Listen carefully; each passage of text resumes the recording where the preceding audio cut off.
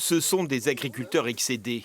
Dans ce secteur au sud de la forêt de Mormal, tous ont à déplorer de gros dégâts dans leurs champs. Une carotte de maïs qui a été rognée par les sangliers et puis qui se retrouve maintenant au sol, quoi. Des parcelles de maïs détruites à 60% l'an dernier, presque autant cette année. Bernard Druenne Ici, nous on a montre exposé aussi les le dégâts dans fruit ces de prairies. septembre 2024, Et la janvier photo, au 2024 et printemps puis dernier, celle-ci. d'une laie et de ses marcassins dans un champ de colza. Autant de preuves de la présence des animaux que dénoncent les agriculteurs. Ils en appellent surtout aux chasseurs.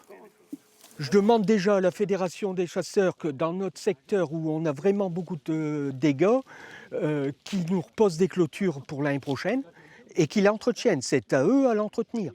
Ensuite, qu'au niveau de la chasse en forêt, qui est un prélèvement beaucoup plus important au moment de la chasse. Un autre agriculteur va plus loin et critique les sociétés de chasse en forêt qui ont tout intérêt à maintenir une population de sangliers élevée pour louer plus cher les lots de chasse. Ils font un business. Et le business, nous, on le traque parce que ça nous, on perd veut dire de la récolte. Alors l'autre fois, il y en a un, il dit bah ouais, vous n'avez pas à vous plaindre, on vous indemnise. On n'est pas indemnisé à la façon que par rapport aux dégâts. 300 000 euros d'indemnisation des agriculteurs payés chaque année par la Fédération des chasseurs du Nord.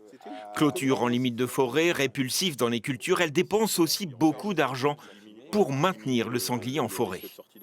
Nous, les dégâts de grand gibier, on les anticipe depuis un certain temps. On essaie de mettre en place les systèmes qui sont les plus efficaces possibles. Mais voilà, le zéro dégât n'existera jamais. Nous, ce qu'on veut, c'est les maintenir à des niveaux qui sont compatibles entre les activités agricoles et les activités cynégétiques.